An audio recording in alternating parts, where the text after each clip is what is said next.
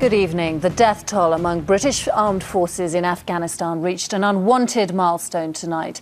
2 British soldiers were killed in a rocket attack in Helmand province. That brings to 50 the number of troops who've died since operations began in Afghanistan in 2001. The families of the 2 Royal Artillery commandos have been informed. The deaths came just as hundreds more British soldiers are being sent to the troubled province. Tim Hewitt reports. The soldiers who were killed came from 29 Commando Regiment Royal Artillery. It's their job to provide close support for the Royal Marines.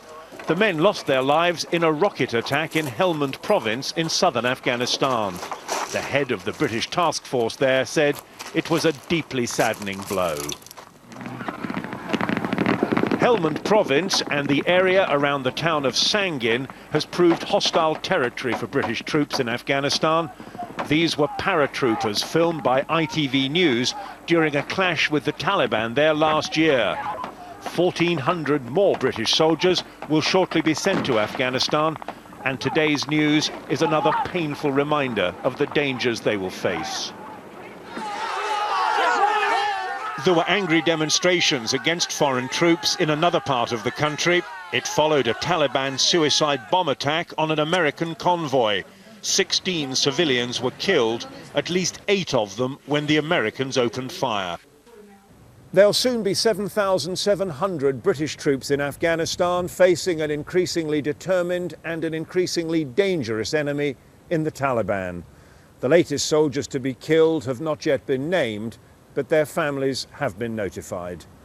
Tim Hewitt, ITV News at the Ministry of Defence. British soldiers in Iraq have uncovered a huge illegal arms dump after an attack on their base in Basra. Soldiers found the haul by following the gang behind the mortar attack.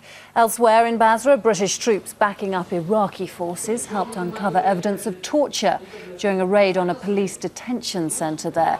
Shiite militias are suspected of infiltrating the police in Basra. It's thought an SAS unit is on standby to rescue 5 Britons kidnapped in a remote area of Ethiopia close to the Eritrean border.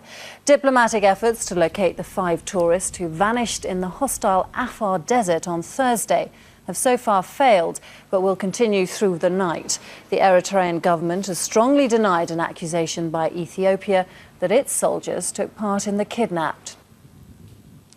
The Liberal Democrats are tonight trying to play down reports that Sir Mingus Campbell has paved the way for a possible power-sharing deal with Labour.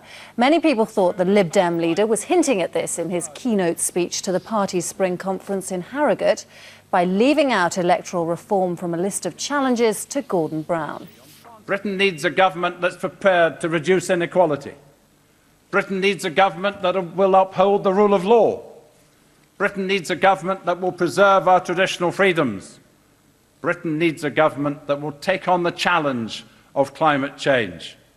And Britain needs a government that will restore our international reputation. Sport now. West Ham remain rooted to the bottom of the Premiership after a heartbreaking defeat at home to Tottenham. The Hammers had already surrendered a 2-goal lead when Bobby Zamora put them back in front with just 6 minutes to go. But then Spurs struck back with 2 late goals, the last from Paul Stalteri to win 4-3. Well, that's it for now. From all the weekend team, goodbye.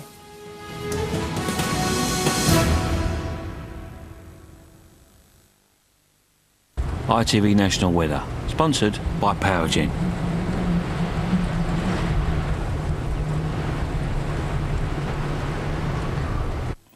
Hello, good evening. Well, today was wet enough and there's more heavy rain to come in the next couple of days. If you're worried about local flooding, then you can always ring the floodline number. That's 0845 988 1188 or visit their website.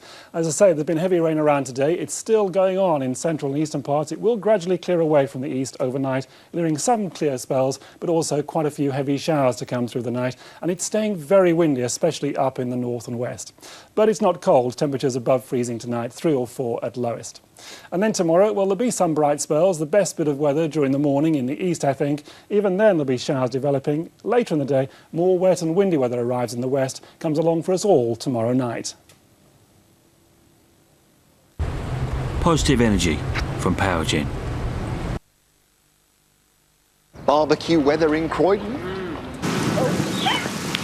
or snooker hall weather in Enfield. 118.118.com, whatever, whenever, in all weather.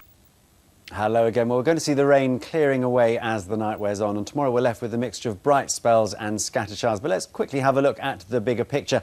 And from the satellite, you can see we benefited from those very clear skies last night, and as a result, we had a very good view of the lunar eclipse. And during the course of the day, earlier on today, we had a great mass of cloud pushing in towards us from the southwest, revolving around this very deep low pressure. This is tomorrow's weather heading our way, mixture of sunshine and scattered showers. But out to the west, yet another bank of cloud pushing in towards us, and that's going to be bringing some more rain before too long. So in the meantime, a wet start to the night, but that rain moving away, as I've just said. And then it will be clear skies for some of us, but also some passing showers as well, and temperatures getting down to around 4 degrees Celsius. Tomorrow is going to be the best part of the day in the morning. Some brightness around and still some scattered showers around, but come the afternoon, we are going to see that cloud thickening up, bringing with it a little bit more widespread rainfall and stiffer winds blowing in from the southwest as well, and temperatures getting up to around 11 degrees Celsius. And tomorrow night and into the early part of Tuesday, it's really going to be very wet and windy indeed, so not a nice start to the day on Tuesday. But things will recover themselves later on, paving the way for perhaps a little bit of brightness. There will still perhaps be some rain on the cards for Wednesday, but Thursday, although it's going to be cloudy, promises to be a predominantly dry day. Good night.